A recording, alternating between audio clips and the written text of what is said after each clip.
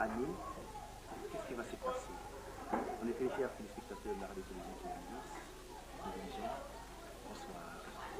C'est en ce lieu, nous allons se trouver en ce moment, c'est Simon Kimano Kiamani, chef spirituel et représentant légal de l'église humaniste, que se tiendra les manifestations du 55e anniversaire de la disparition physique de Papa Simon Kimano et la naissance de son éminence Simon Kimano Kiamani. C'est en ce lieu que sera organisé un grand dîner à son honneur. Plusieurs personnalités, surtout ecclésiastiques, sont invités à ce lieu pour participer à cet événement grandiose. Nous demanderons de suivre cette cérémonie avec beaucoup d'attention.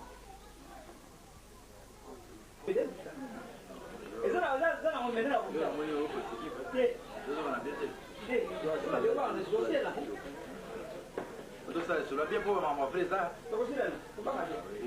La vola via gasta. Ne abita abita un sapi poi. What is it?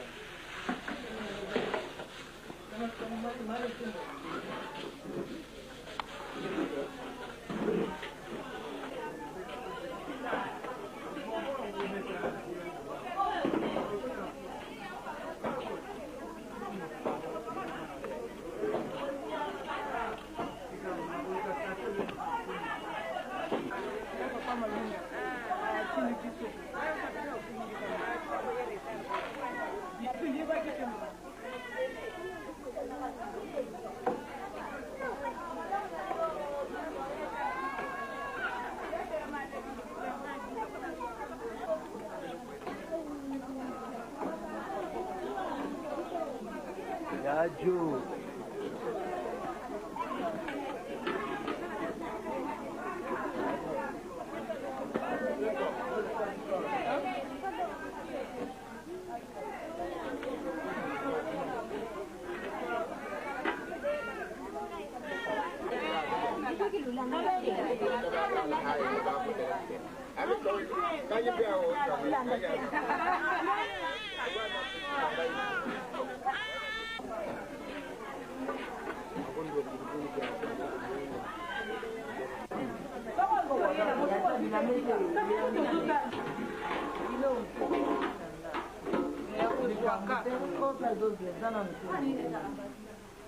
Ok, vaya ni cara va viva foto buscar. Va a venir a fotografiar.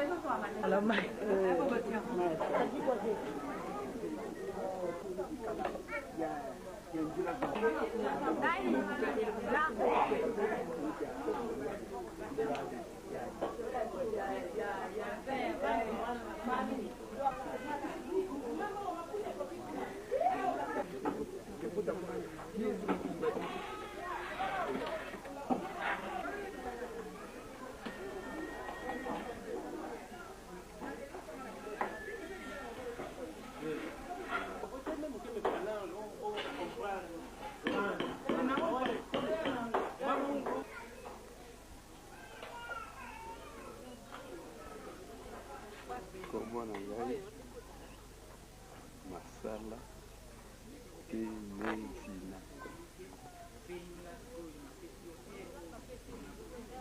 nazali chef ya Mukenge, propriétaire du village. Lelo toyebi ete papa Timothy Mountain alikoza bule koza ngomba akofisi 55 ans et abotama le 12 octobre 1951 ata moto papa Timothy Mountain yo ozali chef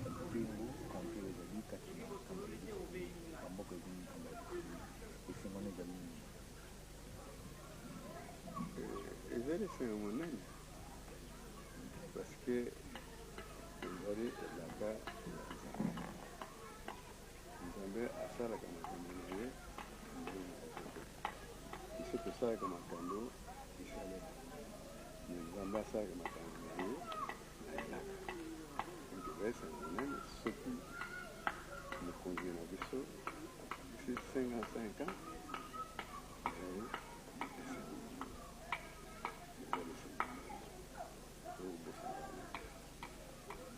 mingi bazelaka ndenge olobi elaka yango kasi mingi mpe bazali kodute ete papa Simon Kimbangu Kiangani abotama na le 12 octobre 1958 yo ezali noko kati na bango noko ya mama na bango aboti bango nde noko olobi mpe nini na kati chef de famille yebaka ezali difficile fois motu aloba te adute parce que soki moto adute ayebi histoire te mais oyo ayebi histoire ayebi histoire ya simokimba ayebi histoire ya église de Mali oyo ozalaka na doute c'est-à-dire ayebi naye histoire ya église te parce que avant makambo yakoma chef spirituel bayebaki déjà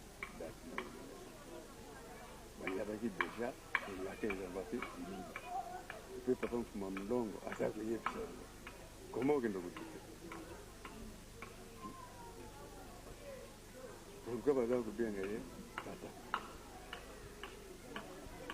makambo mingi bo bayebi histoire baolobana bino mpe papa Simon Kimbangu azali yemei papa Simon Kimbangu ya 1900 pourkui baza c'est une histoire. Mais oh, il y a une histoire, c'est normal à douter. Mais il faut à Luca, à Yeba plutôt qu'à contester. Merci beaucoup. Oui, Ndongo si Robert. Ya kutuka muna juin 29. Au total, il y a un somebody, Tassa. On a que le 16 octobre. Il y a un somebody, ensemble. 77 ans. 77. Donc, papa Simon Kimbangu Kiangani, c'est vrai, au Poutoukam, Ngonda Yoya, le 12 octobre 51. Tumelezava mvula ina kibeni kautuka. Bon. Mono ya katika kunkamba depuis le mois de juillet 1951. Justement, mvula kautuka yali jina mbega ikamukala chikongome matadi. Muna section du bois ngome matari la dino 51 yombi ya kutoka papa Simon Kimbangu abo groupe théâtre toi yantika groupe théâtre ya Nkamba beto le fois la tata Simon Kimbangu mono yakala labe mu théâtre Nkamba bantu batila le théâtre de Tossonga le fois la tata Simon Kimbangu le 12 octobre 1951. Yo, beto, tosala théâtre yina, mbula kakaye mbila kane kio. Mais déjà buna Nkamba buna wajibu kakwan. Ale papa mfumamba tele kwa Choral Central Nkamba bo le petit sala ifwani sabo théâtre. Beto ba pionne acteur il y a du groupe théâtre Nkamba. Sinon, on va tata Simon Kimbangu Kiangani, justement le 12 octobre 1950. Bao watalanda bijirikidi dati yoyo kaina mundu lenda sampaka ko utata Simon Kimbangu Kiangani kautuka le 12 octobre 1950 ko iyoyo kibeni kautu.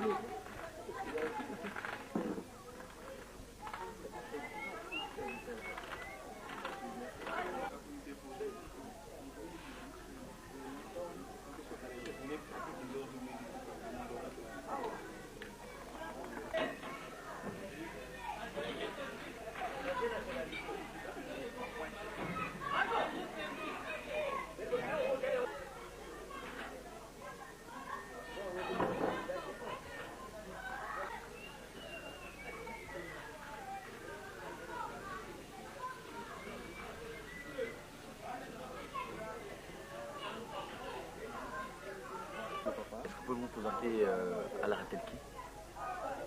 Oui, bonjour, je m'appelle le révérend Gabriel Patrick Fukiakanda. Je viens du Canada, je suis le responsable de l'église kimbanguiste au Canada. Je viens ici en Kamba, la Nouvelle-Jérusalem, pour les festivités du 12 octobre l'an 2006, naissance de Papa Simon Kimbangu Piangani, Dieu le Saint-Esprit, sous sa troisième forme humaine, et aussi la disparition physique de Papa Simon Kimbangu, Dieu le Saint-Esprit, sous sa troisième forme humaine sur terre. Oui, révérend Fukiakanda, nous allons aborder ici... Merci pour la question aussi pertinente. Moi, je suis né à Kinsumi, disons en Sonakinyendi. Kinsumi, c'est le village, parce que la terre qui est là, c'est la terre de mes ancêtres en moi.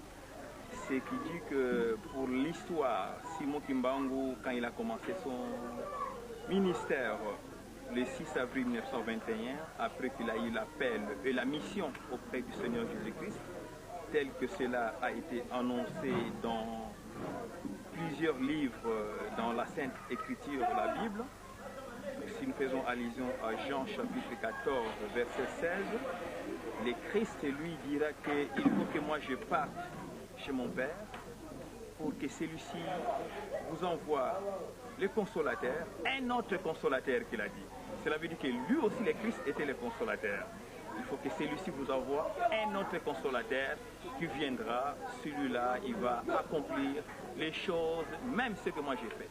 Donc Dieu le Saint-Esprit, Papa Simon Kimbangu est arrivé le 6 avril. Il est né le 12 septembre 1987 et il a commencé sa mission à partir du 6 avril 1921. Cette date aussi, nous devrons le savoir, c'est aussi la date de la libération de l'homme noir et de l'humanité tout entière, après un emprisonnement de 4400 ans sous la servitude du monde entier. Donc, si j'ai évoqué cela, parce que c'est au cours de cette date, le 6 avril 1921, que Papa Simon Kimbangu a commencé son travail, c'est-à-dire en faisant le fameux miracle, en guérissant Maman Kiantondo qui était agonisante. Et en ce moment-là, Papa Simon Kimbangu s'est dirigé vers Kinsumi, donc vers Sonakinyenzi, le marché, où il allait faire ses courses, entre guillemets, pour ne pas préciser ce qu'il allait faire là-bas. Donc je suis né à Kinsumi, je fais mes études primaires à l'école primaire de Kimaza. Kimaza, nous devons savoir, quand on évoque le manœuvre de Kimaza, c'est en 1956 que le gouvernement belge de l'école, le gouvernement colonial, la garnison militaire de Mbanzangungu, le commandant Snook, il a envoyé le régiment de Mbanzangungu pour venir envahir Nkamba en 1956. C'est parce qu'ils ont vu descendre dessus ces temples, l'église que nous avons à la Cité Sainte, ces temples descendaient du ciel, ils descendaient comme ça, et ils l'ont vu. Arrivant ici en Gombe-Ginsuka, les soldats sont mis à tirer sur ces temples-là. Et bien les temples se déplaçaient, dès qu'ils tirent les temples se déplacent vers Kimaza. Et quand les soldats vont à Kimaza, les temples reviennent sur Mbanda.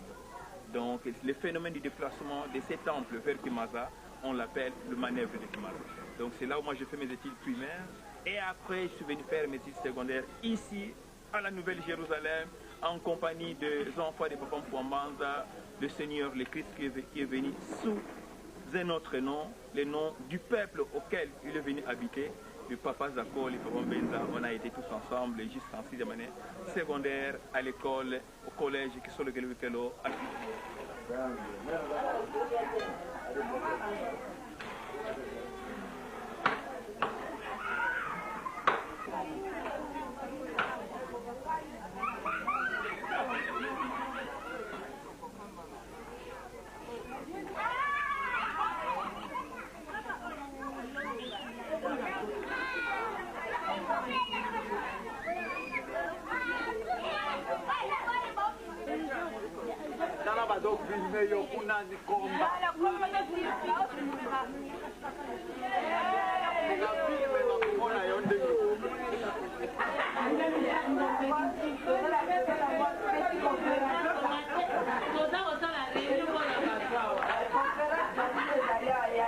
Réunion ya badepose biso ape tozokalinga soso anniversaire sœur à papa, donc ils allaient en Akatia.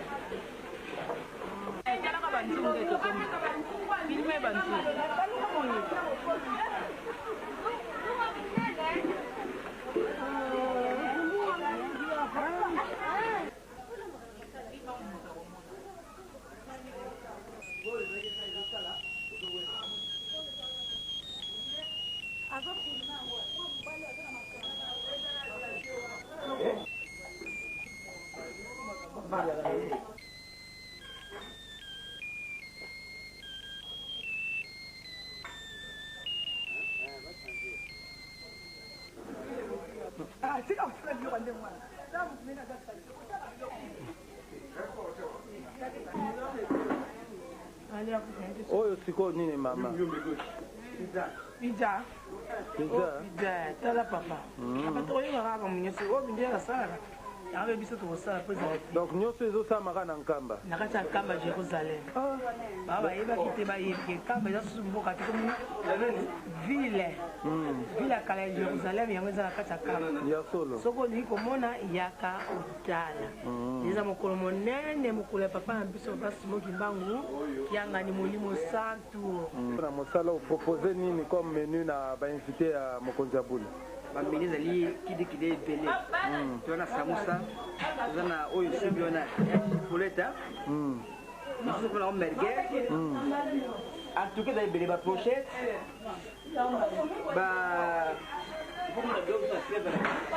ondima oyo riz cantonais te kofongola kaka te loba po esthétique deja esalama pomme de terre wana ezali tomate totie farci tomate mosusu na ebeli te toza babeignet toza bamakemba toza bakule grillé bakule roti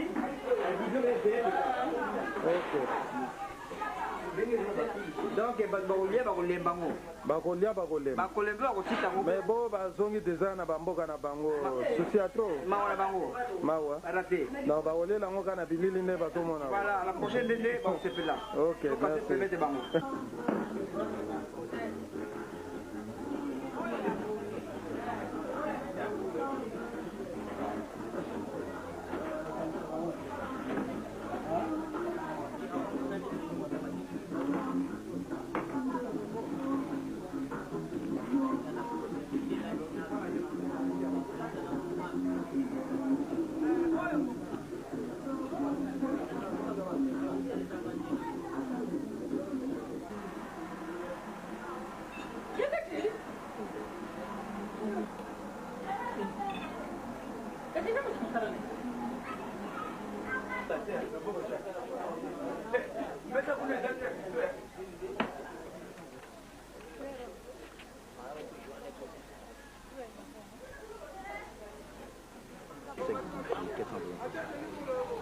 Bon, mes impressions ne peuvent être qu'aller dans le bon sens, parce que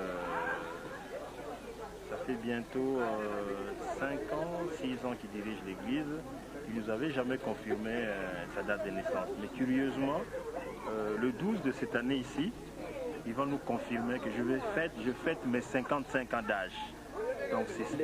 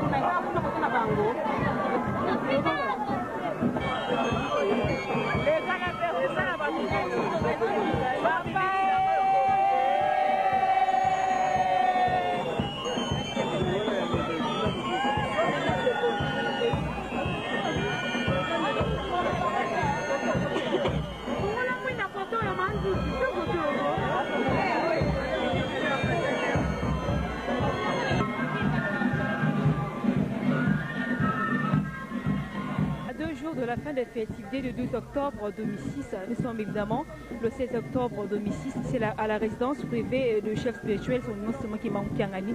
C'est donc le dîner pour la fête du 55e anniversaire de la naissance de l'actuel chef spirituel de l'église kimbangiste, son éminence Simon Kimbangu Kiangani, qui a donc totalisé 55 ans. Eh bien, c'est aussi le 55e anniversaire de la disparition physique de Papa Simon Kimbangu, fondateur de l'église kimbangiste, qui est né le 12 septembre 1887. Comme tantôt vous avez suivi pendant la journée, il y a eu donc la cérémonie, il y a eu donc les préparatifs de cette grande fête et de ce grand dîner d'aujourd'hui. Et bien nous sommes donc la soirée exactement aux environs de 19h30 à laquelle toute la communauté kimbangiste est invitée ici présente, hormis celle qui est donc repartie aujourd'hui, plus précisément partout ailleurs, là où était revenue. Nous sommes effectivement aussi avec une partie de la communauté kimbangiste qui est restée ici présente. Nous sommes donc en Cameroun vers Jérusalem ce 16 octobre 2006. Alors pour la suite, nous proposerons de suivre donc l'intégralité de cette grande cérémonie. Alors au microphone de Teddy Sané Samba, à la caméra de Patience Bibimvete et Joe Makozo, nous proposons donc de suivre en intégralité la cérémonie ce 16 août, octobre plutôt 2006. Bye.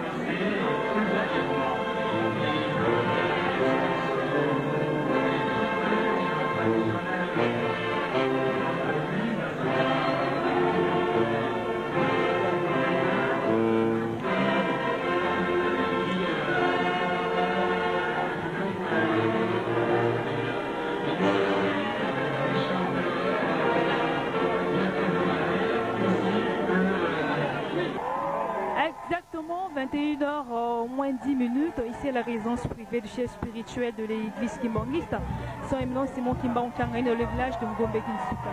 Eh bien, ce jour, comme l'avait annoncé dans notre introduction, dès le début de cette rencontre, que c'est le 55e anniversaire de la naissance du papa Simon Kimba Onkangani, le représentant légal de l'église kimbangiste. Alors, c'est donc le 12 octobre 1951 que notre chère éminence Simon Kimba Onkangani, le père de l'humanité, a donc vu le jour. Et aujourd'hui, le 16 octobre 2006, c'est donc la grande cérémonie de cette naissance solennelle que le monde entier avait tant attendu. Et bien ici, nous sommes donc à la résidence privée du chef spirituel de l'église kimbangiste, accompagné, le chef spirituel nous voyait donc avec sa chère épouse, Maman Sidonie Mouni Diambou, et les deux conseillers du chef spirituel, ainsi que les épouses de nos conseillers. Et cette grande cérémonie est donc vécue avec la présence des responsables et des dignitaires de l'église kimbangiste de partout, de la République démocratique du Congo, de la République d'Angola et de la République du Congo Brazzaville. C'est donc la sortie solennelle de ce Simon Kimba Onkangani, et nous voyons donc présentement le chef de l'église kimbangiste sourit avec toute sa splendeur, sa gratitude, et qui inspire bien évident la spiritualité du chef spirituel. Nous savons bien que le chef spirituel, nous disant, et donc le Saint-Esprit. Et de sa sainteté, de sa pureté, nous voyons donc son 55e anniversaire venir. Tous les fidèles Kimbangis sont donc vraiment ravis de pouvoir célébrer cette grandeuse fête de l'humanité qui donc endure dans nos vies entières. Toute l'humanité entière réjouit donc de pouvoir voir ce Nostromo Kimbangis pour aujourd'hui dans sa jovialité, dans sa splendidité et dans sa spiritualité, sa pureté et sa sainteté. Nous voyons donc la présence des fidèles kimbanguistes tout entier et les fidèles kimbanguistes qui sont encore ravis de commémorer ce grand anniversaire qui a une double signification. Donc des tables hautes, à savoir la première table qui est celle de Papa Simon Kimbangu Kiangani et la seconde celle des grands responsables et dignitaires de l'église kimbanguiste qui sont venus commémorer ce 55e anniversaire qui s'avère gratuitement très compliqué. Alors,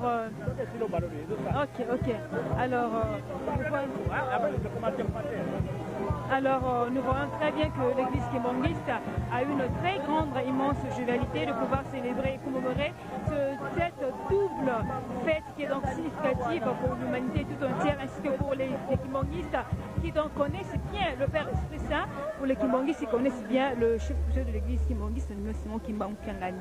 Et donc la manifestation est vraiment intense et tout le monde a répondu à ce grand appel qui est vraiment un appel saint. Alors nous voyons donc suivre en intégralité cette grande cérémonie.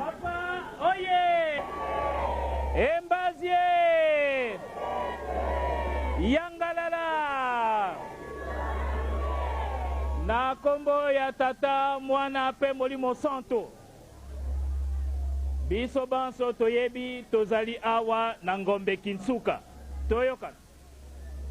Mingi bazali bayebi te makambo leka na mboka oyo. Soki tozali kosala fete ya mbotama ya papa mokonzi abule awa na ngombe Kinsuka tine ezali tango koko na ye to ye mei bakangaki ye nkamba ezalaki na contrôle ya basoda mbula tukumine moto akokenda na nkamba te konyata nkamba te bakoko na biso batata pe bamama na biso bandeko bayaki na ngombe Kinsuka ezali awa na mboka oyo nde mama mwilo amonaki pasi ndenge aza koyamba bapaya ezali na mboka oyo ya ngombe Kinsuka esika papa Simon Kimbangu abandaki mosala na ye place yango ezali awa ezali na ngombe Kinsuka ndako ya mama mwilo ndako ya papa Mfumambanza ndako ya papa Nkulutu ezali pe na ngombe Kinsuka esika mama mwilu akufaka esika mama mwilu apesaki bakarte ya liboso na balongi ya liboso ezalaki na le 12 avril 1959 ezali kaka na ngombe Kinsuka mama mwilu azali konyokwama tango mobali na ye papa Simon Kimbangu alobi pasi eleki mingi mwilu bongama nakoya kozwa yo na bana pamba te pasi eleki batata pe bamama bino bauti bikoleko ya nde ezala na nkamba tobandeli yango awa pona elembo sur le plan historique sikoyo tolanda programme ndenge tozali na yango yembo ya David etali mbotama avant tangela biso loyembo ezali mbotama nakanisi tokosenga na mama moko ya Brazzaville afungola biso libondeli simango papa umba atangi som soko atangi som bandiyembi bazali na biso awa Fliki 2 minutes, Jejeki 2 minutes, et ba groupe nyonso bozali bo epesa 2 minutes avant tokota na makambo monene o etali lisikulu oye kotangela na honorable Mbote Munzila et puis après biographie et puis après bokolanda makambo ekosala masima yangwana malamu toza na discipline ngombe Kinsuka oye ambi ukansira Muki mwara kiame Kela mese saru kyangu zanzambi Tusamba Muzola kwase e mwana e tata mwanda velela Iya nzambi eto nkampila matondo tulenda vutula kwa ngeye Tata Kyamvila kiese. Mumwana na mubwabwa na mulumbo eki. Nzambi eto. Kena lumbukia kiese. Lumbukia mayangi. Kadi kena lumbukia luwutuku. Mwana kubutukili mukatiria nzovu mukatiria kanda. Bantu baontu bakalanga mukiese. Bantu ba quartier, bantu ba mavata, zimpangi bayaya bakalanga mukiese. Ebuna tata. Lumbweki kakinene 55e anniversaire ya Papa Simon Kimbangu Kyangani. Beto baonto tona mukiese musa participe mu feti. Papa, beto baonto no tuizili kwangeye. Tukineti, enituzeto entimamieto. Zaba, mamingi matukondolo munzaya mvimba. Tuka mudibundu. Papa tala jeunesse aku. Benansa tumutoma sala. Mutoma kuyangidika papa. Ubabandila. Bika watufuani sa papa. Kadibi minu bieneto bienabia fioti. Bika wafuani sa biompasi. Tuatoma kulu yangidika mumana maonto maluzolele. Ne mwanda velela. Amen. Petata Molimo Santo. Tokotanga na luyembu ya Bayuda. Tukumine na mwambi. Nkunga David makoma ya yenana. Situ yante kama nzira yantete na te nzira kumiye ya. Zira liboso kinu nzira zumi na mine.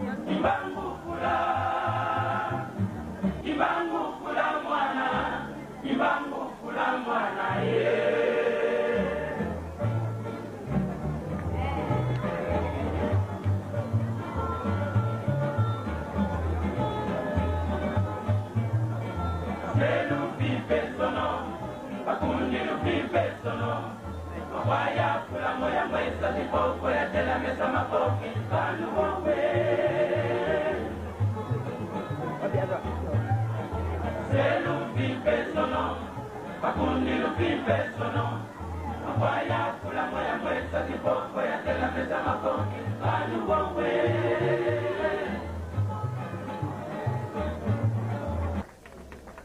Belindanda basusu bazali sikoyo to vanda kimia tokolanda sikoyo honorable Mbote Munzila ye moto akoya kopesa discours de circonstance natina ya 55e anniversaire ya mbotama ya Mokonzi Aboulé, son éminence Simon Kimbangu Kiangani, représentant légal et chef spirituel de l'église kimbangiste. Annoncé à l'occasion de la commémoration du 55e anniversaire de son éminence Simon Kimbangu Kiangani, chef spirituel et représentant légal de l'église kimbangiste. Son éminence, chef spirituel et représentant légal, et ses conseillers. Révérend représentant légaux, premier et deuxième suppléant. Révérend représentant de la cité sainte d'Nkamba. Distingués invités, mesdames, mesdemoiselles et messieurs, au nom de son éminence Simon Kimbangu Kiangani, chef spirituel et représentant légal, nous nous faisons un agréable devoir de souhaiter à vous tous ici présents la bienvenue et le remerciement, et vous présente le remerciement pour avoir, malgré vos multiples préoccupations, rehaussé de votre présence cette cérémonie commémorative du 55e anniversaire. Voudriez-vous bien trouver ici ce sentiment de très profonde gratitude?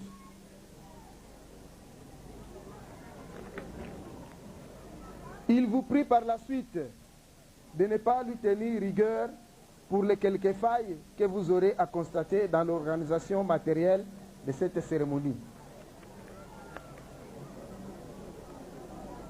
La loi de la nature a prévu, je voudrais sauter, excusez-moi, son éminence, chef spirituel et représentant légal, révérend représentant légaux, premier et deuxième suppléant, révérend représentant de la cité sainte d'Nkamba, distingués invités, mesdames, mesdemoiselles et messieurs, le roi est mort, vive le roi, dit un adage français.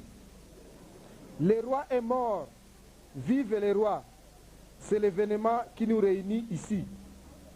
Le roi est mort, vive le roi, c'est la signification que nous pouvons donner à la date du 12 octobre 1951. La loi de la nature a prévu dans la vie d'un être humain sur cette terre 3 grands événements, à savoir la naissance, le mariage et la mort. Le 12 octobre 1951 est une date exceptionnellement historique dans la vie de Kimbangu et dans la vie de tous les kimbanguistes du monde entier, car elle consacre 2 des 3 grandes étapes de la vie humaine.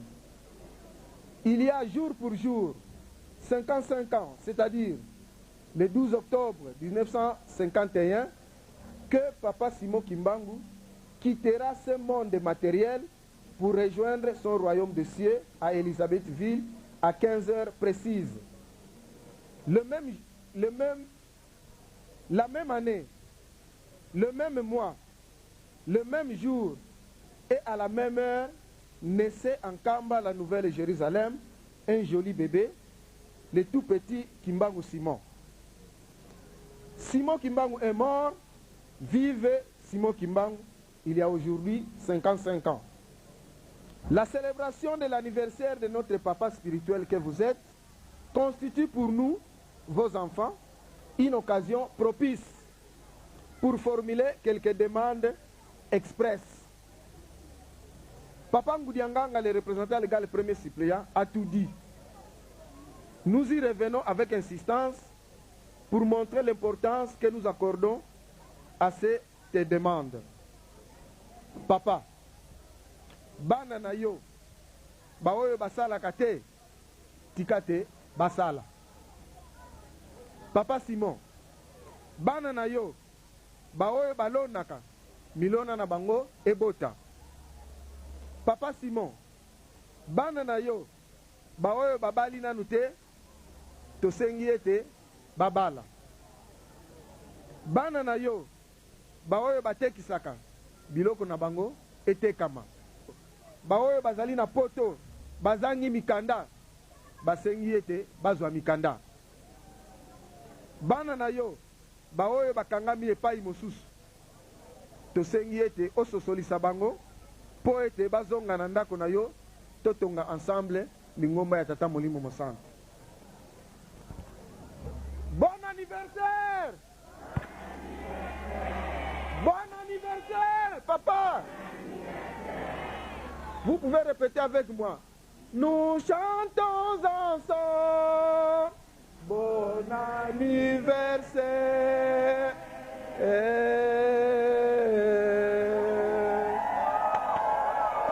Merci, papa.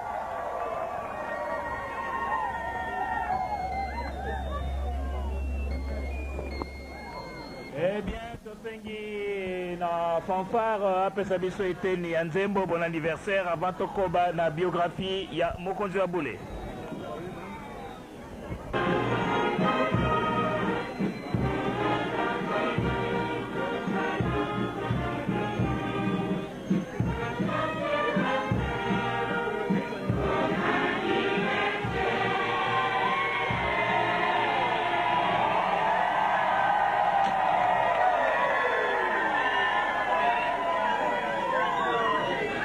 Lungana Salomon.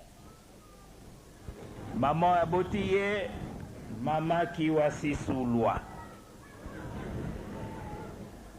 Babotama bana sambo. Yazali mwana misato. Mwana liboso ezalaki nkondo mama mbonga Marthe. Azana bisote azonga kona toza kokenda. Sibango mama mama kwa Kiadi Suzanne otoye bibiso banso tobenga kaye mbuta ye mwana misato papa Simon Kimbangu Kiangale mwana minei papa Zakai Jean de tobenga ka papa Zako General mwana mitano oyo azali à droite na ye papa Mbenza oyo babeti esete moye kutakenda kine eza te mama azali kosala alobi sino libala ekokufa tika na banda kolanda mobali na ngai awa na nkamba. Mwana ya motoba ezali mama Nsona Marie toyebi ye biso banso. Et mwana sambo yazali président des États-Unis papa Rigen papa Diangenda Joseph ye wana azali wana na gauche ya papa wabiso ya solo papa na biso atangaki classe awa bana mike toyoka papa azalaki très sévère vis-à-vis ya bana. Même tango à vacances, aza kolinga te ke bana bakenda Kinshasa. Soko bake Kinshasa et puis na ba papa, il faut bapesa bango mukanda ya présence. Car pour être tous les dimanches, soko akenda kanzabe ba noter ke tango azaki na Kinshasa, baza okenda kosambela. Donc bakoli na discipline moko incroyable.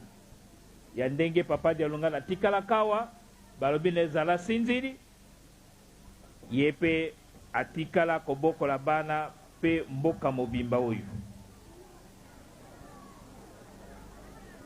Sima na baklase na ye awa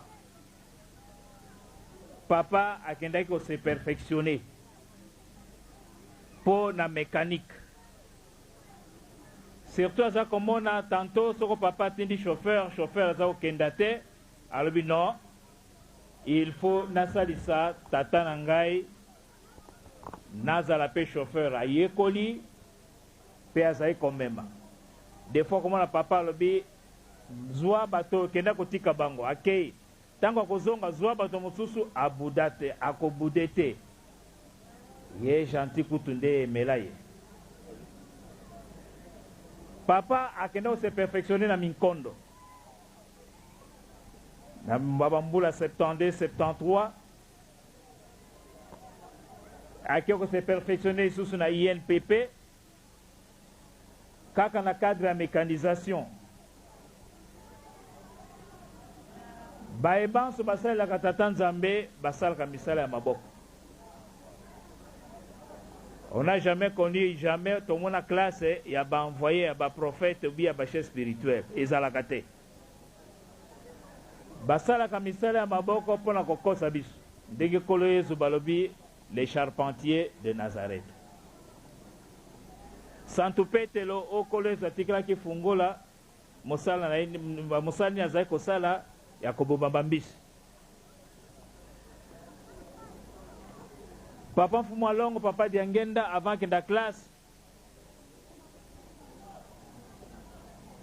Alakisaka camarade nae mboka ya sika, mokili ya sika, Yerusalem ya sika, na 1928, azaki na 10 ans. Mais soki mama na alobi tokenda, komana manioko, na omoni bimbibi mpuka wana ezaka na moto ezai kotanga, aza komema. Chasse, ayebaki yango na papa Dialungana. Papa Diangenda kek na classe, ye kona scoutisme ye kaka. Awa pe azalaki chasseur. Ezala joueur, ezala scout. Ma mosala maboko batika kite. Yangwana, oya sikalobi bon, batata bazalaki ba agriculteur bakoko ngai mécanique. Pona kobare biso esprit, tolobake a mécanicien. Ndenge kolezo abaraki biso esprit bazoloba charpentier ya Nazareth. Ndenge papa Simon Kimbangu abare biso esprit alobi les cultivateurs là Mosai Mosen Jazange eloko tout ça. Nzokande babomba naka lokola kuba abomba naka na koki. Po atala nano mala mokili ndenge ezali. Eh bien papa na sévérité ba papa bazaki na yango soko likambo a papa nkulutu. Soki papa nkulutu alobi kende pe na papa leke baza kobanga papa leke kola kake. Famille nyonso. Soki papa leke aye mama na ngai. Moto na moto akozo komituna alobi est-ce que naza na motif? Pamba te papa Diangenda miso ya pamba en tout cas bosani meme kotambola. Papa Simon Kimbangu kiangani amiyebaki soki azali nani. Nguya azalaki kosala tozopesa kaka exemple. Mokolo mosusu pamba te akenda na mayomba pona koluka vi. Papa Diangenda alakisi alobi tango nazalaki na leta tala bisika bona manyanga tala bisika na mayomba nayebi ba place ba or ezalaki tout ça mais a indiqué ye papa Simon alobi en tout cas na komi riche. Akenda kona timula rien akozwa te. Tala ndenge nzambe abandaka ko compliqué baye atindaka bango. Alobi asala misala bo moyen te. Papa na alobi bilanga. Yango na tambola na mayombe bayebiye bisika nyonso bayebiye. Makamu isi aza kosala yango me azali komikitisa. Mokolo nsusu na Chikapa. Azokenda kona baza kopesa ye kilo azali kotea totika mabe mokomusu a se déplacer tango a se déplacer mondimi moko mokonzi ya basorcier ya mokili mobimba abomi tango abomi ye moko aye pe na papa Simon alobi ngai moto na bomaki ye kasi naye kosenga bolimbisi. Donc tolingaka bokonzi tolingaka tozala soko président ya mouvement passe ezali na Kamboya. Moto sombi voiture a se débrouiller aya kolakisa pe na papa na monkoto Diangenda siliki. Pona nino sombi voiture. Papa, pona nino sombi voiture non. Ti a compliqué voiture ekufi. Tataleke abomi voiture. Des fois, kangi motema lobi non. Ayebaki soki azali nani. Ayebisi batata na lobi nazali likambo ko yebisa biso. Likambo wapi kaka na nkambo. ah mokolo nini likambo yango mpe ayebisaka biso te so likambo nini oyo batata na ye balengaki alobi te ye moko ayebi secret pamba te amiyebaki amikitisa gentil koeboma ye koseka wa vraiment okomona ye te akosilika ata osali likambo nini tala nano na bacrise na biso ndenge tozosenga makambo ya moteur mpo na bacourant okomona courant ah papa mbenza alobi ah courant tokopesaka awa na wana kende olobi so moyen ezali te ye alobi problème ezali te mama sidoni pelisa mwinda ya pétrole okomona mpe odiscute te aloba me leke ndenge nini ngai chef spirituel nalala na molili jamais na mwinda na ya pétrole bakoki kotika ye wana kitie tala exemple monene amiyebaki azali nani papa nkulutu asalaki nyonso alobi ah bana na beto bango pifo akotaka beko na Gombe papa Simon azali azokota na ebeko mpe asabeli pamba te papa nkulutu na bambuta kalambwi na babuta Jean Sala simango abenga bobe il faut chaque samedi oyaka ale bana nyonso wana beko nga nazalaki mokonzi ya beko ya papa Simon Kimbangu Kianga di lelo chef spirituel ntango nazoloba ah yaka tosambela yo sambela nzoka nde chef spirituel wana abombanaki Kimbangisme oye ndenge bametre mosusu balobaka aya nzoka nde nazoko te nzoka nde azali boye tala exemple monene oyo apesi biso yango wana batata mpe bamama lelo tozali na esengo pamba te akokisi mbula 15 pamba te bokonzi oyo ya lingomba mpo na komema lingomba azwaki yango ntango akokisi 50 ans lelo aza na 55 ans ye wana na molongali na ye mama Lumwinidio Sidoni basalaka mariage na le 18 décembre 1977 lelo tozali na 2006 mbula ezali koya toyebi ke jeteke yaka na décembre kasi le 18 décembre 2007 ekozala 30e anniversaire ya mariage ekozala lisusu benda wana bakongole balobi bango nde bakobongisa yango me tokotala kaka donc bisika nyonso aza kokenda liloba nzambe na monoko na ye soko tolobi makambo isi ezali kutu ya koloba te ezala na conférence ezala ndenge baambassadeur baza kokamwa ezala bato ya malade donc ndenge batata na ye baza kosala nakanisi ye kutu ndenge balobaka plus mais alingaka komikitisa lelo oyo ezala lingomba ezala famille ezala biso banso tozali na esengo monene tala nde esika eza kovanda ndako ya chef spirituel mais ntango wana azalaki ndako ya papa Siros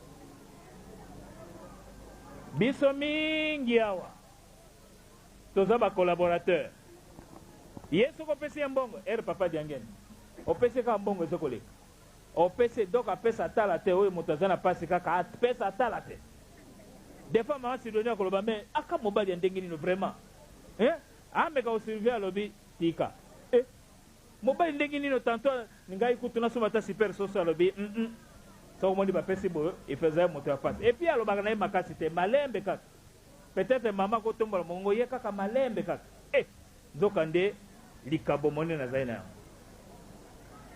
biso bamosusu tozali ata na voiture même lokola ndeko na nga papa Albert aza na voiture mais papa Simon zéro à part motuko bapesaka ye na mokonzi ya mboka olia lukata abi mama eto débrouiller na somba ta vewe rien ye mosala na ye banda tongo kipo mama kutu mawa akomi lokola célibataire soko fete ye na nkamba mobali 2 semaines 3 semaines akobana tula arata papa boni bokoya mokolo nini akomi tuna papa lokola akenda voyage Kimbangisme oye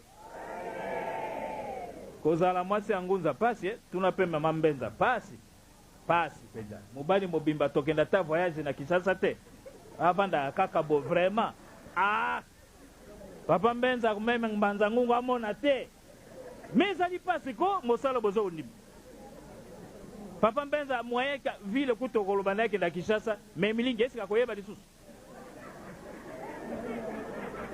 mosala ya pasi bazali na yango mwa chance moke papa Rigena za kotambola mais papa pe abandi ko beta esete tolingo ke na voyage landa ngai papa rigenda bi ngai pe na koti na makambo to ndenge nini ngai mama rigenda pe yekola kaka osala bilanga pa moya tokosala ndenge nini kimbangismo ye yango wana totiaka bango ya solo na mabondeli tala vi na ye ngai chez spirituel tant tosali nsinisa noba sebus débloquer $20,000 voiture moko Mercedes mais rien soko osenga mbo papa sebus ozana eloko te olia koloba Jordan bimisa bo jamais est-ce que tata Nsumbu ozana eloko te tala ndenge mokonzi aza kotuna papa sebus azali wa marge azalaki na bango ntango azalaki bana mike papa sebus aza koguide bango tout ça mais lelo papa sebus soko monika papa afukamanekelika mambo masobele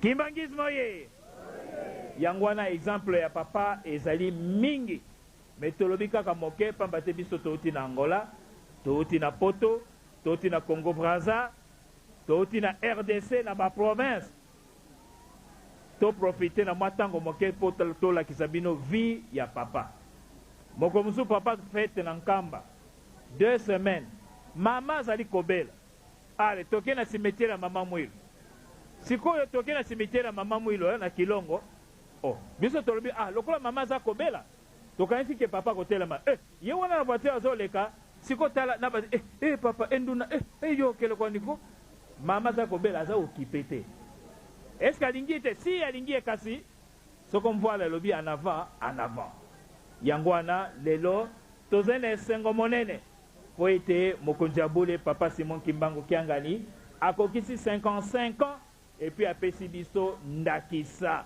ndenge nini ezaleli ya mokonzi esengeli ezala katikati ya famille katikati ya libota pe mokili mobimba kobokola bana kutu na lopango na yawa soko 40 combien ya bato ayibi kutu te soko bauta wapi mais moya bengana pe ezate yango na pe biso ba représentant malamu ntango tosa tourne na baprovince tokotala pe na ndako na bana bono soko bokola oui parobaka tangi ni nafu ya mfumwana okenda kole papa Mbenza azali kona tala lopango ndenge etondi kende pe na papa Rigene tala lopango etondi me biso awe pe na papa Albert ye moko kaka non yango wana il faut tozwaka ntango tosolola pe na bamama oye bino boya kaka na kado toke kuta na mama Sidoni toke kuta na mama Mbenza bopetaka yango masolo pasi nini oyo bazalaka na yango ya kozala molongani ya nganga donc nganga ya banganga nzambe ezali mosala ya pasi yango wana nyonso tozali na yango kokanisa te ke soko oyo opesa papa kado awa toke kona epe na mama Sidoni ou bien mama Mbenza biloko nyonso basaki ya fufu ye papa kutu aliaka combien de grammes nyonso wana ezalaka biso tolekaka awa na bana bazali kobokola yango wana lelo tozali na esengo monene avant tolia yango wana tolingi kolakisa soki papa mwa parcours ya moke ezali mingi parcours ya salaki avant ete tokutana na ye awa tobenga ye papa Simon Kimbangu Kiangani mokonzi abule sango etambola mokili bomopite na bainternet okomona bana mosusu bakoye na Nkamba wapi papa Simon sokomoni papa Simon donc ekota duko oyo aliputa kutu te bazokolukaka oyo ya bakoni papa oye papa oye papa oye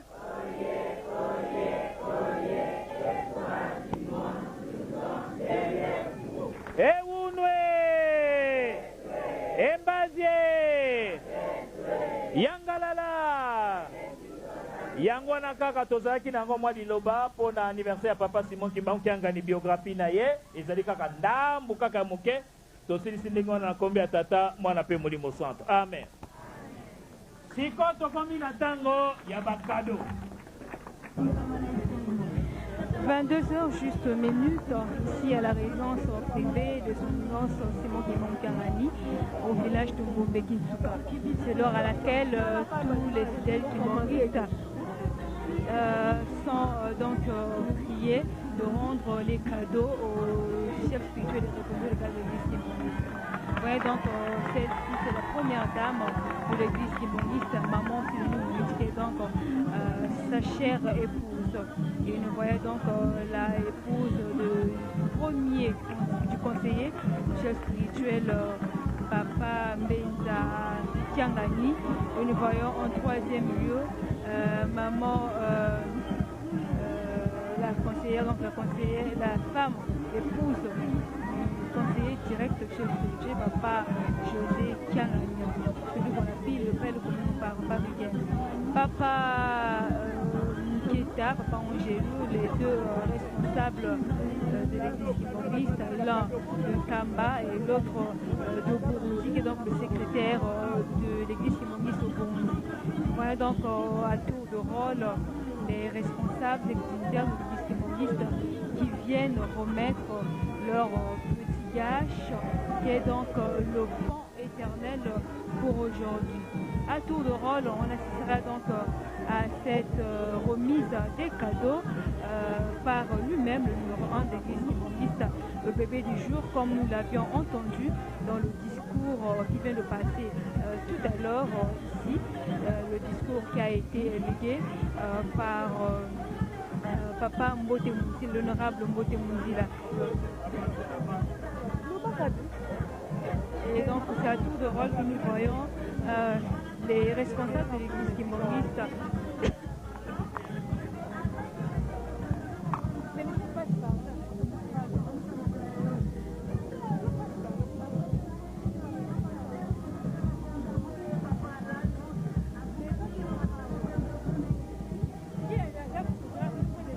comme nous l'avions dit tantôt, c'est la délégation de l'église kimbangiste qui revient donc du Canada. Vous savez que l'église kimbangiste est partout ailleurs dans le monde entier. Les chefs de l'église kimbangiste et Papa Kimbangu Kiangani a donc fait un effort depuis donc, sa naissance, la première naissance du 12 septembre 1887 ici sur la terre. Et exactement, nous voyons donc les fidèles kimbanguistes du Canada. Ke sangono ke mukili mobimba yangono to pesa pareil oyo ponga na sisi musale akoma makambo na yo Yerusalem a dû relève mais to faciliter tâche po ba malobano elo e bana mukili mobimba oyo ezali pona groupe serki ya informatique yankamba Yerusalem papa. Merci beaucoup. C'est donc là le mot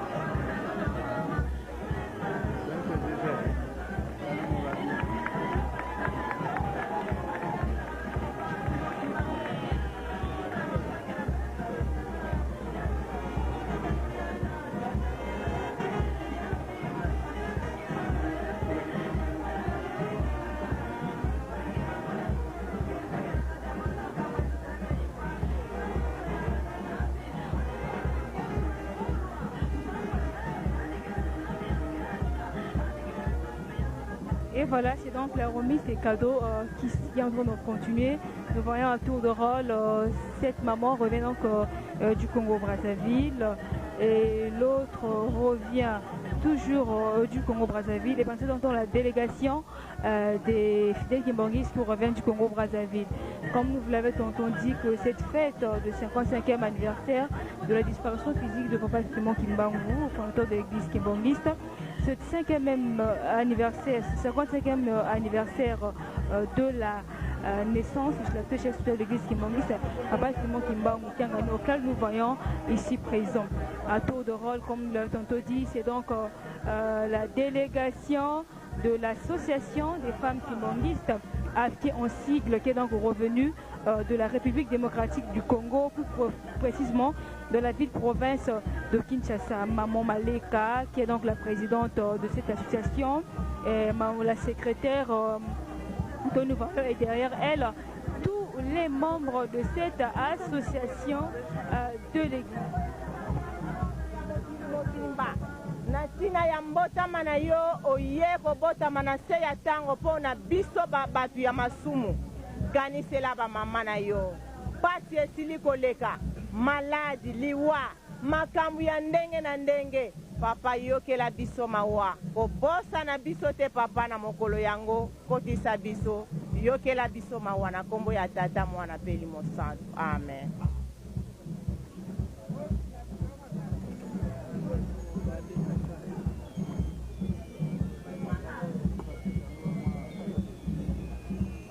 Comme nous voyons tantôt, nous voyons que tous les fidèles kimbanguistes qui viennent remettre la fleur au numéro 1 de l'église kimbangiste dédient leur fleur tout en annonçant un message qui est très symbolique, qui est très signifiant.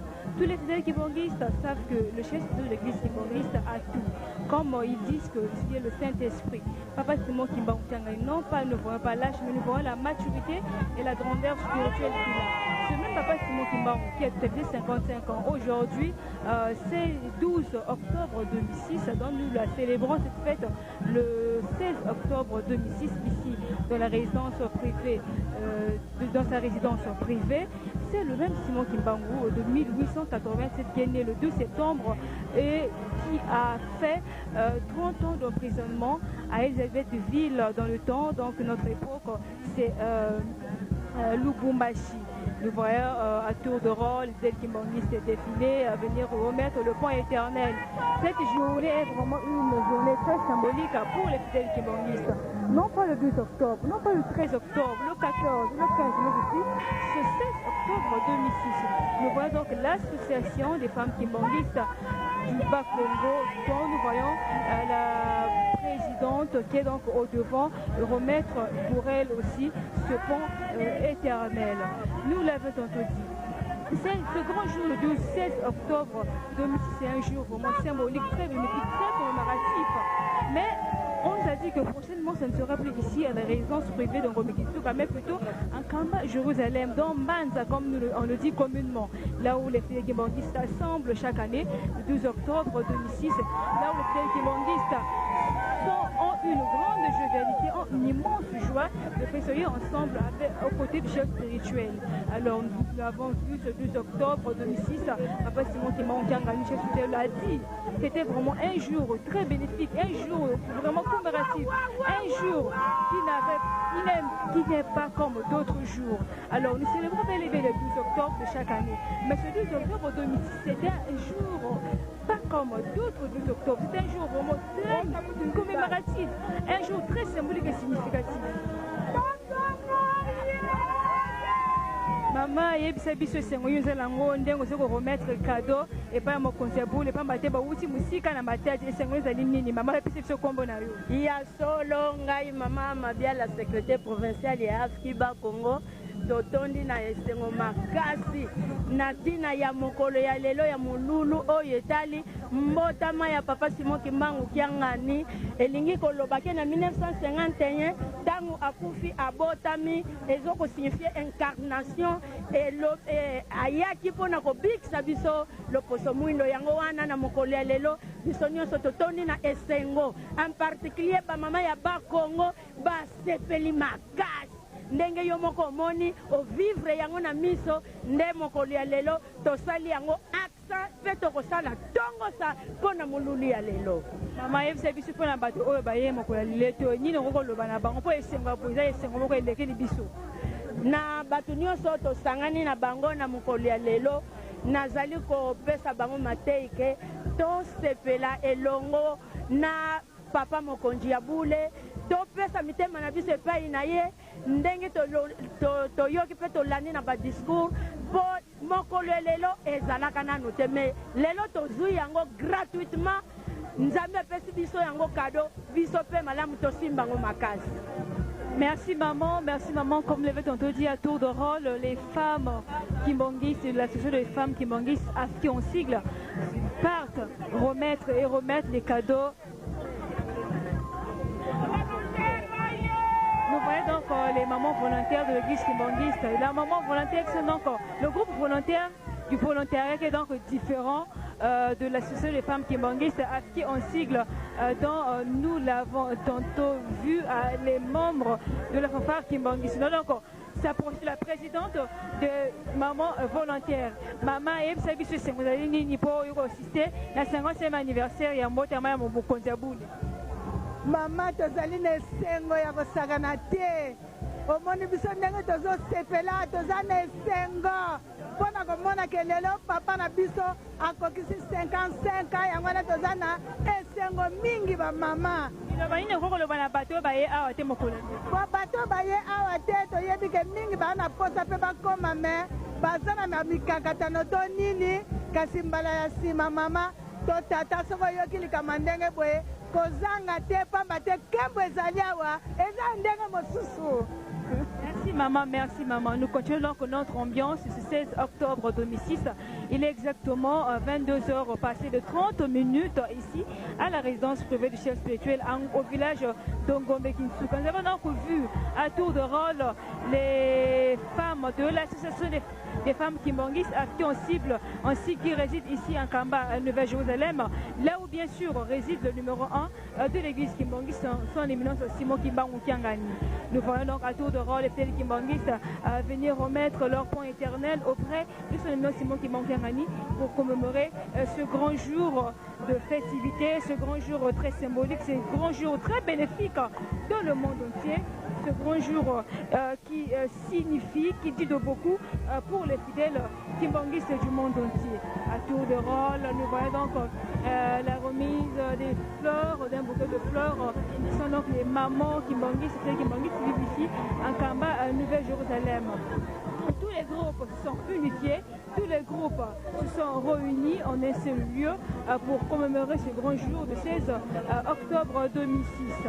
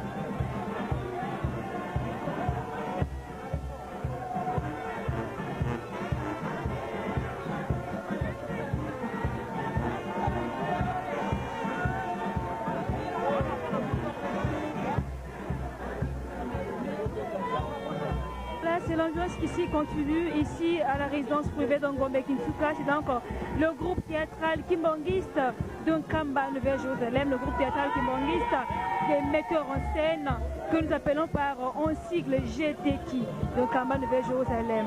Ils sont venus remettre, comme vous le voyez vous-même, un bœuf, peut-être disons un mouton, auprès de ce Simon Kimbangu, qui est donc pour eux un pont éternel. Ils ont donc réservé tout ça pour satisfaire et pour donner une immense joie aux représentants légaux de l'église kimbangiste, son éminence Simon Kimbangu Kiangani. À tour de rôle, les fidèles kimbanguistes partent remettre le cadeau au numéro 1 de l'église kimbangiste. Nous allons prendre une maman, celle qui est revenue donc de France, maman Annie. Tungo pesa biso mona yo nini ya mokolo lelo fete mokolo lelo zali esengo e pa na biso bandimi yo uti poto olobi nini ah mama tozali na esengo monene koleka ya koloba te pamba te mokonzi ya milimo na biso mokonzi ya bomoi na biso akokisi 55 ans donc ezali esengo ya mingi na boyei na biso kati na bomoi na biso mama likambo ya koloba mosusu ezali te pamba te donc esengo etondi mingi na motema pamba te boyei na ye na mokili ebikisi biso esikoli mokili mobimba okokoloba nini ntango ozonga kuna koloba nini na baninga na yo oza na poto oyo bayei esika oyo te nakoloba na bango esengeli na bango koyaka na bafeti ya papa il faut koyaka koya kovivre yo moko ya kovivre esengo oyo ezali kati na mboka ya Yerusalemi pamba te biso bato tokutani na esika yango tomoni ete tozwi eloko mosusu ya motuya oyo bango bazangi. Merci maman Annie, merci à maman Annie. Nous voyons donc à tour de rôle, nous avait tantôt dit, celle qui Kimbangu c'est venir remettre le point éternel, leur cadeau auprès de numéro 1 de l'église kimbangiste. Son éminence Simon Kimbangu Kiangani. Son éminence Simon Kimbangu Kiangani n'est pas seulement un simple représentant légal, comme nous le voyons dans plusieurs églises. Bien sûr que oui, mais il est plutôt le Saint-Esprit, le bon Dieu, le créateur de l'homme, le créateur de l'univers. C'est lui qui a fait le monde entier, lui-même tout entier plutôt, ça se repose entre ses mains. Raison pour laquelle pour aujourd'hui, les fidèles kimbangustes n'ont pas seulement une simple joie, non pas seulement une simple joie, mais plutôt une joie qui compose beaucoup de statuts, une joie qui a beaucoup de composantes, à savoir la première, c'est celle de savoir que Papa Simon Kimbangu Kiangani, le Saint-Esprit, sans lui, l'homme, le monde ne serait rien. Sans lui, l'homme ne serait rien. Sans lui, pas sans lui, l'humanité ne serait rien. Et sans lui, le destin ne sera absolument rien.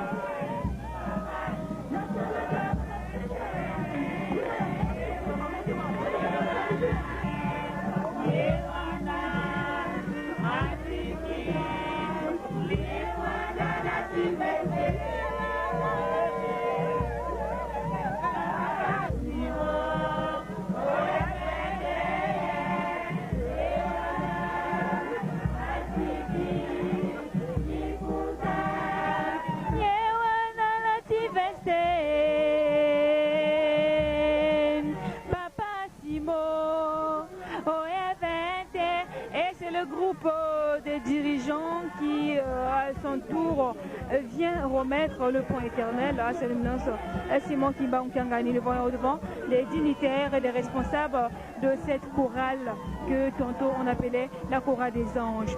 Tous ceux qui sont les membres de cette chorale qui résident ici à Kamba Nouvelle-Jérusalem, qui ne sont donc pas restés au coin, qui ne sont donc pas restés en dehors de ces grandes festivités du 12, 13, 14, 15 et c'est enfin 16 octobre 2006.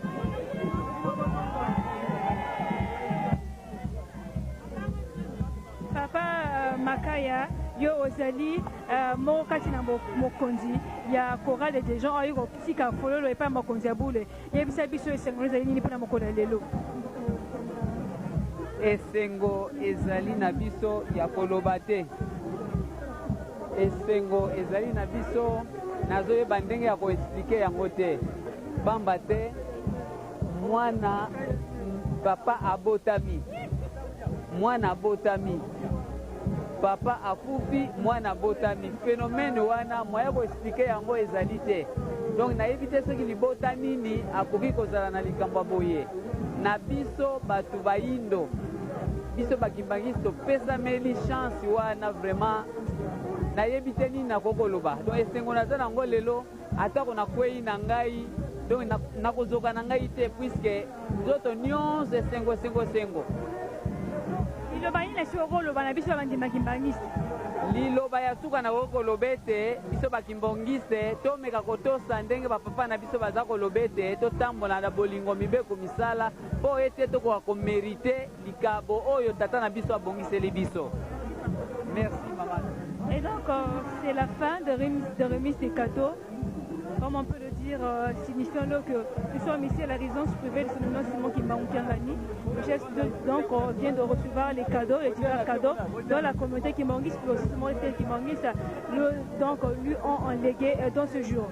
La suite, nous devons donc la suivre en intégralité, quand le sont suivi la première partie de cette grande cérémonie le 16 octobre 2006.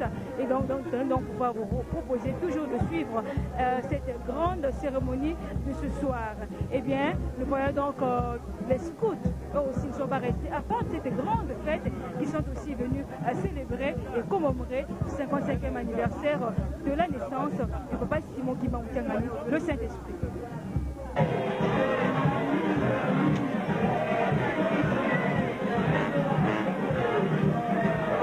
De se lever ici, qui est en train de saluer les fidèles de l'église qui sont venus un peu en retard. Ils sont venus remettre de leur côté le point éternel qu'ils ont pu réserver pour ce grand jour de 16 octobre 2006.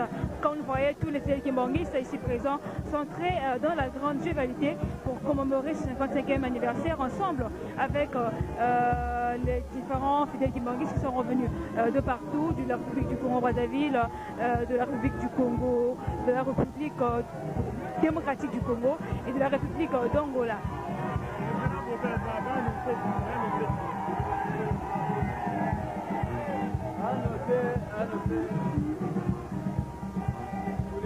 C'est la fête qui continue ici à Jérusalem, à la résidence privée de son éminence Simon Kimbangu Kiangani.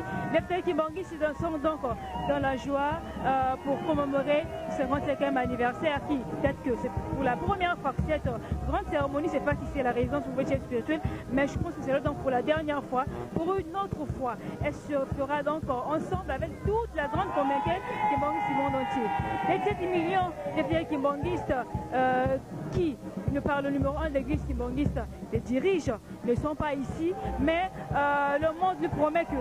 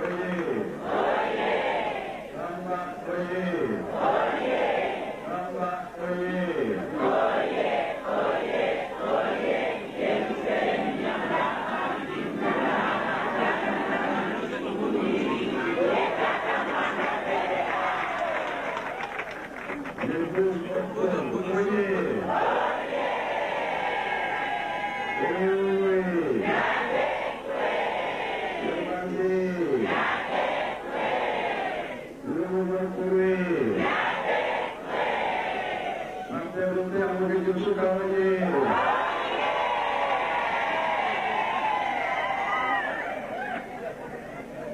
Na konga tata mwana pe tata Molimo Santo. Topesi merci mingi. Liboso ezalaki na mapasi. Ntango bato bazalaki kosala fete ya mbotama na bango, ntango nyonso nazalaki kotungisa papa Mfumalomo. Nga nalobi nikolinga mpe na kosalisa fete pesanga date pamba te ezalaki pasi mpona nini. Papa Kulutu asalaki boloko na ye na boma. Après, papa Mfumalomo ye anandaka kuna mpe na boma na koko Kinzengo. Mais papa Mfumalomo azalaki boloko na ye awa na Nkamba na Ngombe Mituka ye na mama Mwilo. Papa azalaki kobima te.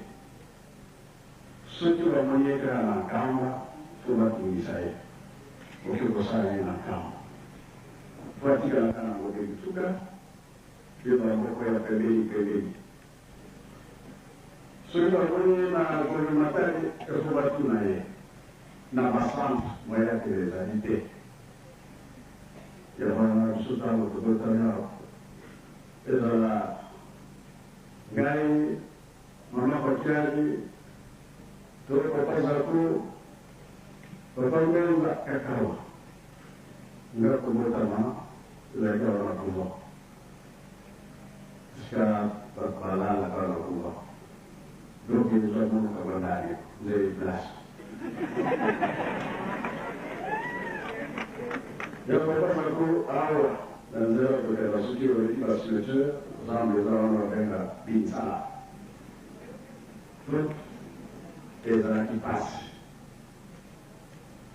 na pasi wana ya mwana wengi okusa papa Mfumalomo ya alobi okoyeba kaka nzokani na bato mosusu oyakela kolobani kama engai ekolo nzoko nayebi te kino bayebeyebisa ngai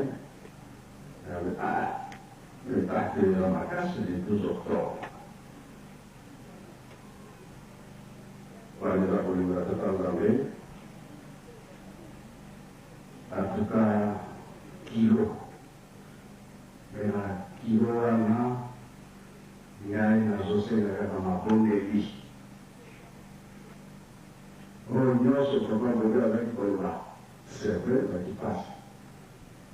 Mais papa Kulutu azalaki koyebisa na makambo, papa Mfumalomo azalaki koyebisa na makambo, mais papa Mfumabanga mingi te. Tobekaki na lokola na biso toluka moyen tozala mpe tokoma bato, mais ezalaki pasi. Nyonso tosalaki na bapapa balobi te yango te. Ezalanga ntango nakoki nazwi bourse mpe na Italie papa boyi nani papa Mfumalomo nabandi nasali to nasali la classe na ngai ngala mifo nasala technique ndenge kaka papa Bobe alobaki. Papa alobi landa tango kuna na Kinshasa tomeki maniere tozwi yango mais sikoyo kosala ekomi pasi nasali na onatra otango nazwi échec na Goma nake na onatra tozalaki na papa Nsumu mpona na onatra ye azalaki mokonzi na ngai oyo alobaka nsimoliki beyoki tamazi ye wana tozalaki na onatra na ville mais esimbi te ye moko papa mpe alobi bon na confie na maboko ya Mendes monsieur Mendes akamatinga nde toyebanaki na papa Angelo aza wana tozalaki na 4e la liberté. Ma compagnie. Et la famille na Bandundu, na Kasai, partout. Les gens aussi battés. Ce que le papa est venu en main, il y a un salarié dans l'État. On a un autre malheur. On doit vous se connaître à Zalité. Et en gros, avant la collaborer, la somme qui est reçue à Camille, la Zalité, la voiture. On a dit. Et la voiture a reçu la somme. Si moi, les gens à Picot, et pas avec des boucs à Zandia. Nous avons fait sous la caméra. Le sous et qui est là? Picot 404. Même le groupe de la somme qui peut quelque part n'aller à Brazzaville. Dans le monde, on va voir. Et beaucoup ça. Pourquoi vous voulez avoir ça? Mais nelle sono passato, voiture passato, nel pastel vinila, ora ti vanze. Voglio dire? Voiture che sarà chi viene. Ora c'è la taxi, e sarà per questo, ma io vai di te. Na Mayombe, no. Na Mayombe, na mamma, tu lo voglio dire, mais de l'autre côté. Juste pour ça, la pensée va pas avant un camp. Et là, toute période, ils arrivent que, n'a pas Congo, comme vous les avez ratés. Maï Kauki, le Congolais, il passe. Si mandé, papa, va presser un kilo. Donc, il faut avoir un kilo. Sima ngabo na kiko bana na Mayombe bali ni watu tunisia mingi kwa bana Ndunga kusaki programu sasa mapeko kana na moyo na bi mbule za musika de bobeka bala moko de deti ekati kwa sima tunazama bana ki na 22 heures tout mobilement et 11 heures est mort. Maï m'a trouvé partout. C'est le lac de Mayombe. Et la vie n'a pas de sous la terre. On a vu les. Papel-toi, on a quitté une classe à l'exemple. Tambour kuna mutumisi.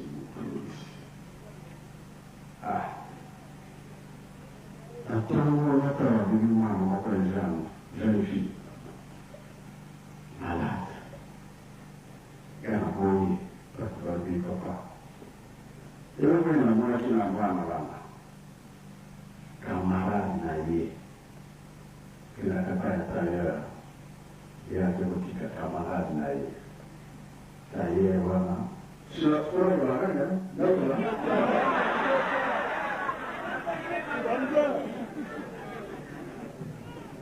e sabunia tatawana ezali malamu te mwana wana ake kosimba biloko na ye na butu ake kolanda ye ntango azali ye donc mwana bato akufi sikoyo na tongo bamemi ye mpa na ngai ngai nakomi ebaforce nakomi apesi mai pour récupérer maman. Ça va se faire avec ça, quoi?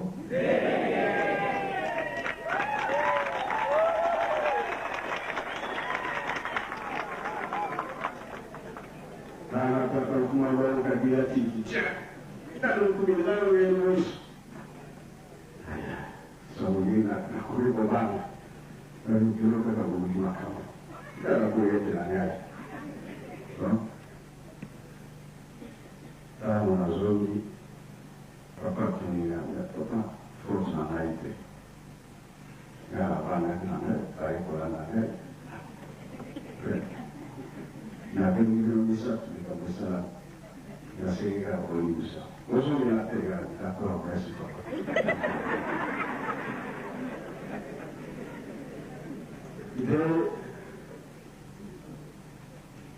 Dans la zone que ce qui a le moyen, ouais, aussi malin, ma femme aussi la tête.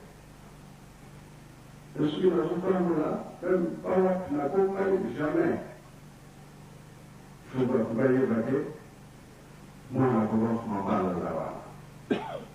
Quand vous faites les âmes à la tête, vous avez votre problème. Nous sommes tous avions petit porteur. Donc, notre passage, n'a pas tout. Donc, on est dans le sang, on va aider par nous. Dans le sang, la princesse. Donc, nous allons là. Puis l'autre, le mille photopita. Pour ce qui est judicieux, vous savez, le camarade Mabé. Pour quitter. Beaucoup de quitter à la catholique. On a dit beaucoup de photos là. Par la discussion à table. Pour la paroisse, la discussion de la vie primaire. Pour la paroisse de la vie primaire, il y a tellement de choses à parler. Oh, moi, je ne vais pas aller avant. Tout le monde va aller pour le caméra. Il y a pas la prière à la tambour là-bas. Oh, tout le monde.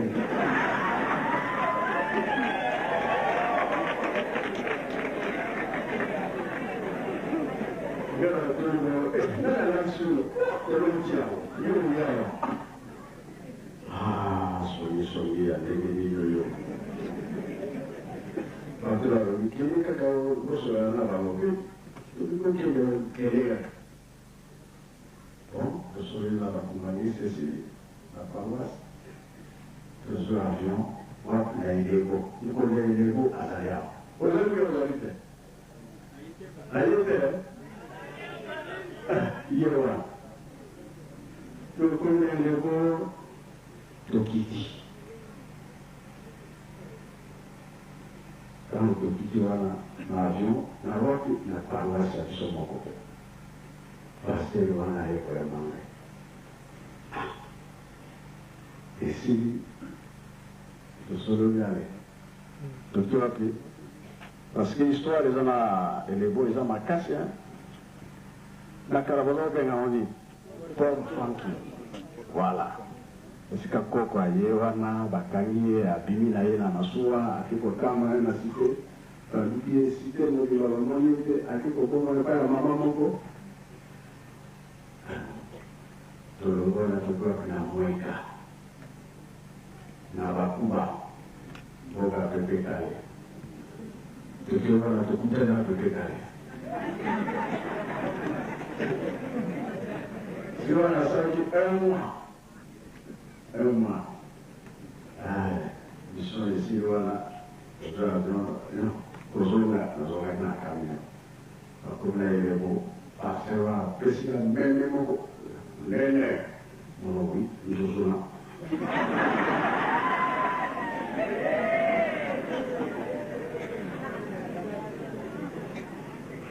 Mais, dans un voyage avec Bosala,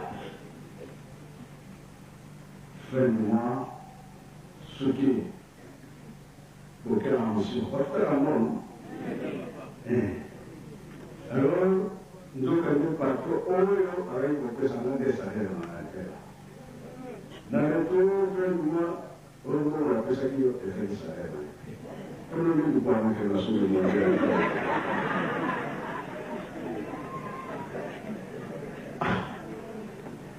Quelle malchance, mon frère. Et alors, c'est là qu'il faut courir dans le barangay parce que salaire, nous allons mourir avec vos précédents.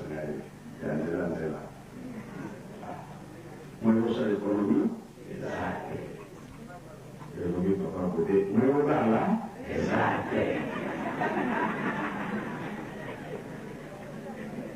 L'économie, exact. La bonne que, ça qui soit là, nous diate, si, et là, c'est pour qui m'a, qui, il y a un bon patron, avec le fond là, papa, n'a expliqué. On est civilité à deux fois dans la patron. Ah, il y a un papa dans le zone là. Alors, on a le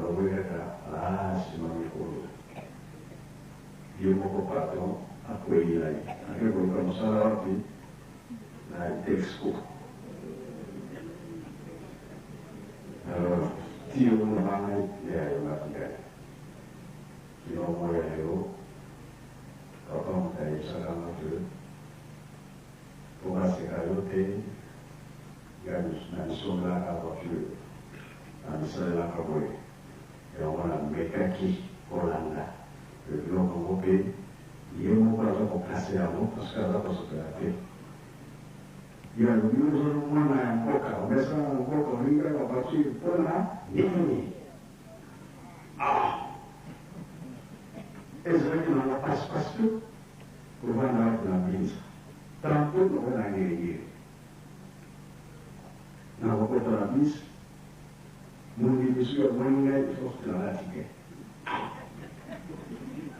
Taro mususu, o kunse mundi me wakama na ki, arowe amanisiyo. Bon, nama kolo, ujisenga ya sele mao, ya nanuwe. Procura lá de uma ideia. Como é que vai ficar um pouco? Que calma. Não vai ficar bem, tá? Não vai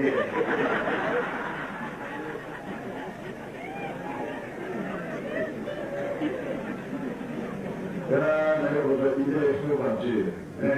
Beleza. Olha ali, papá, a carne lá canai. Eu começo a não boca nele, a mutucar.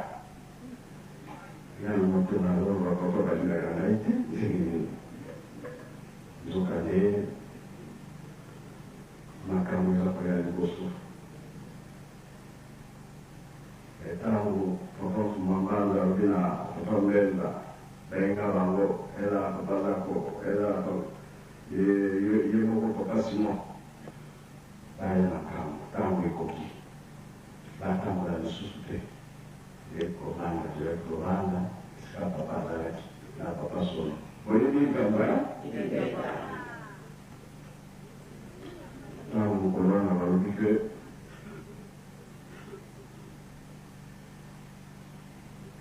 a poco per chi lo uccide dai sita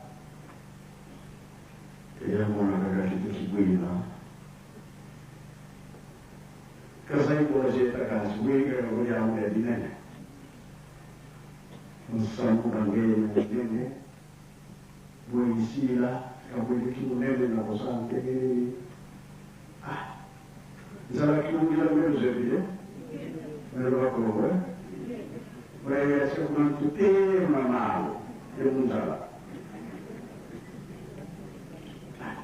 Capite che non è. Allora, io fece la nave di Bosu, yang boleh. Kesambil wajib, namun begitu suka. Namun wajib, namun begitu suka. Materi itu wajib, namun begitu suka. Namun sakit.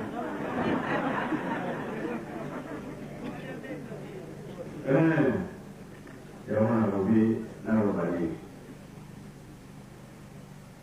Awalnya RDC tu saja, nak Congo-Brazzaville tu saja, Angola tu saja. Ero tu saja.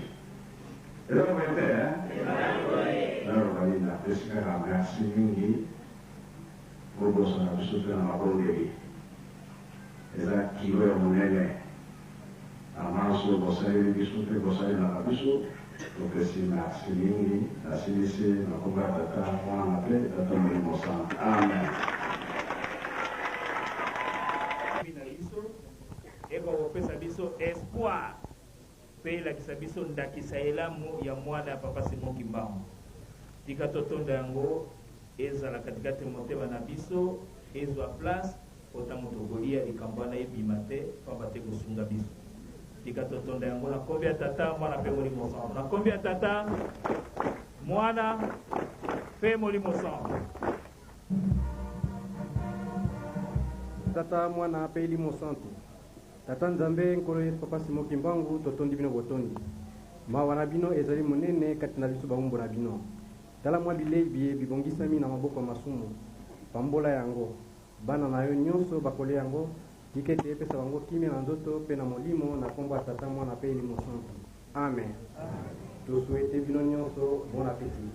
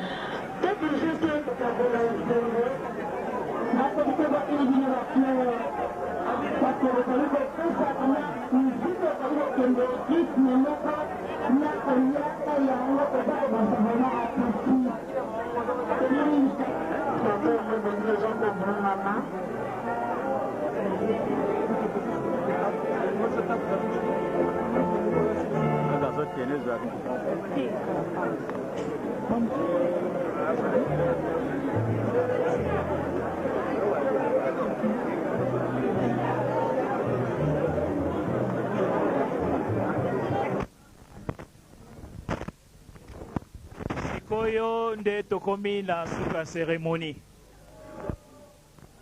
Bokomona sikoyo bébé na biso abotami lelo mokonzi ya bule oyo akokisi 55 ans akotelema se ayavuli akotelema po ya kokata gâteau. Avec la permission du protocole tozoko invité son éminence oyo akokatela biso gâteau pamba te biso appétit ebandiko. Je m'arrête là. Maboko maboko maboko maboko maboko maboko maboko maboko maboko maboko. Autant de bougies, autant d'années, et soudain par magie, on atteint 55 ans.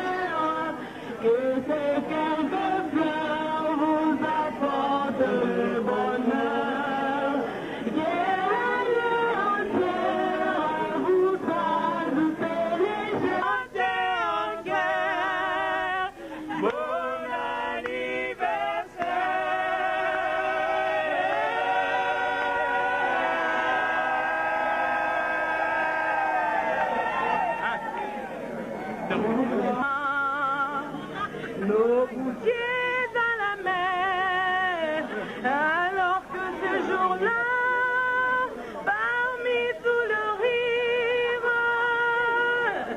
comme dans maman, les petits gâteaux, le cœur y était, mais on a beau dire, on cherchait plutôt, ça fait quelque chose dans ton âme.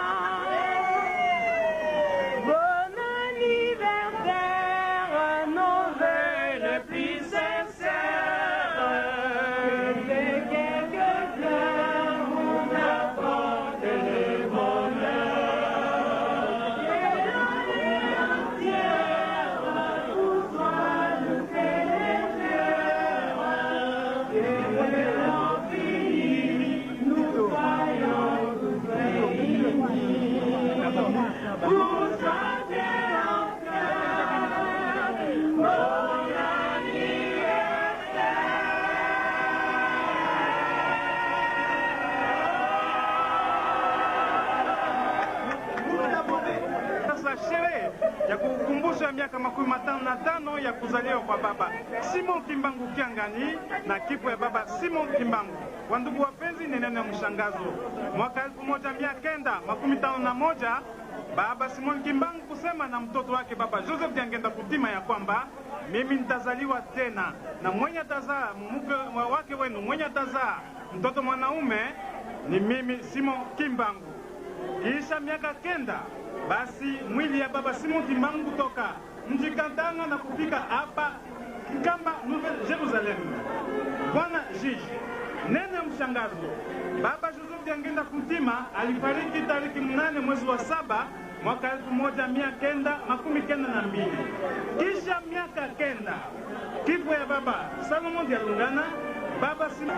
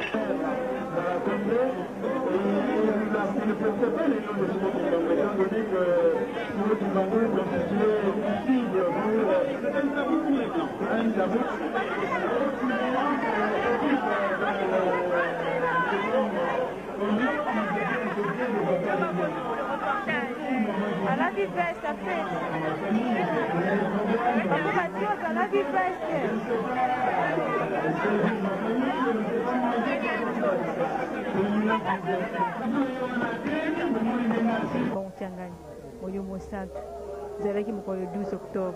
Fête de continuer qui nous le 16 octobre. Ni no kokoloba na likambo munene wani pese melibiso. Na remercier d'abord Tatanja Metenga Batelier banda 12 octobre 51. Nandenga yeko koma na moko lelo 16 octobre 2006. Na remercier Tatanja Metenga Zolokum apesa yetu nzoto makasi et surtout na musala munene azanango azala na yekweta kwa kolonga. Mama mokili mobimba isi enyingani. Papa Simon Kimbangu Kiangani Molimo Santo. Bato ebele bandenga ndenge bazali koya na mboka ya Luseni kotala mokonzi ya bule. Pama nino kokoloba mpona mokili mobimba. Eloko na kosenga tozala na mabonde ele makasi. Po likambo oyo elobi Tata Nzambe moto na mokili alongolaka te. Solo mpe kotikala kaka solo lokuta mpe lokuta. Solo babombaka yango te. Solo babimisaka yango. Donc to se prepare tozala makasi na mabondeli. Tozala bana bolingo mibeko pe misala po ete tokoka kozwa oyo Nzambe abomiseli biso. Tozali kosenga kima na kati ya mokili mobimba. Na mokolo ya lelo ezali journée mondiale ya nzala. Pasi ndenge ekoti na kati ya mokili oyo toke mama. Nini okosengela biso epai ya mokonzi ya bule Molimo Santo. Eloko na kosenga ayokela biso mawa apardonne mabunga na biso nyonso apesa biso kaka kimia. Liloba ya suka ezali nini mpona ba 17 millions de fidèles kimbangisi ozali nango na kati ya mokili mobimba yo en tant que mama mokumba munene epesemeli yo. Liloba na koloba na bakimbangisi ya mokili mobimba ete toyika kaka mpiko malgré pasi toyeba ngo kaka elonga ezali kati na biso mpo Nzambe asalobe na biso ke pasi liboso bolamu ekoya nsima. Donc toza sûr ke tokolonga mpe tokosepela pamba te Nzambe akosaka te. Merci beaucoup. C'est le 55e anniversaire ya mbotama ya Molimo Santo Papa Simon Kimbangu Kiangani. Ba impression na ezali nini? En tout cas, ba impression na ngeza ya malamu ya kitoko vraiment fête eleki malamu. Mutu nyonso vraiment aza satisfait na kolia ezala côté ya komela. En tout cas, mutu nyonso aza très satisfait. En tout cas, fête moko eleki kitoko vraiment mutu nyonso aza ki na esengo vraiment. En tout cas, tosepeli makasi mingi. liloba nini okokoloba na bandimi nyonso ya lingomba na baoyo bazali awa na baoyo bazali awa te? Bon, liloba oyo nakoki koloba ezali kaka ndenge mokonzi ya bule azali kopesa na biso, ezali kaka tozala bana ya bolingo, bana ya mibeko mpe bana ya misala po biso nyonso tozali bana, ezali baoyo bayaki te, ezala biso bato toye liloba yango mpe yango kaka papa azali korepete à tout moment, même oyaki avant même okoya après azali korepete tozala bana na bolingo mibeko misala, tozala lokola mungwa na biloko oyo ekopesaka elengi po ete soki mungu eza te na biloko moya epesa elengi eza te, ezala mwinda po ete mwinda wana eza lokola molimo mosantu. Mpo lelo ndenge papa yebisaki biso soki likambo to moto ayeli yo na malade bongo yo okoki koswanye ete mpo motu wana ndenge papa alobaki ke aza na mbongo ya tike ya koya ana nkamba te, bongo motu wana alobi ke soigne ngai to bikisa ngai ete yo ozali na mungwa te mpe ozali na mwinda te na bandi soko okoki yango te nde yango na ntango wana biso moko tozoloba ke baobamba biso mabanga nde na moma wana ntango okokomela yo to ngai ekozala na biso pasi. Merci beaucoup. 55 ans d'âge na ye mokolo le 16 octobre 2006 na maloba na ye asuki kopesa biso mokolo ya lelo likambo nini osimbi ya motuya?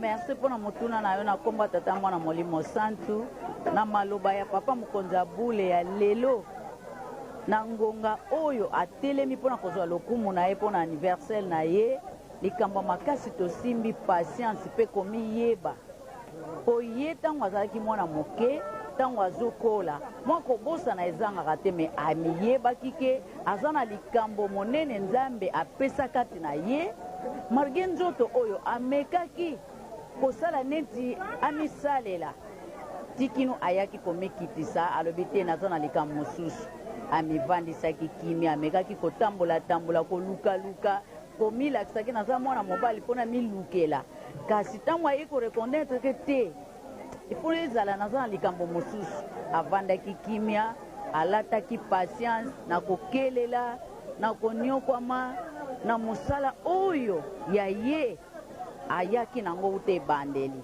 tikino aye kobima na nzela bapapa bango misato bakei amonike likambo oyo ezalaki kokanganga nzela mpona misalela makambo na posa na ngai te yango oyo kobanda na dati oyo papa mfumwa mbanza akufi ti lelo azwi mokumba na ye lelo nde andimi ete ya solo mokumba oyo bapesaki ngai ezali ya solo mpona kotambusa milimo ya bato. Mpona yo mama nini osimbi ya makasi oyo kokosalela na ngonga oyo?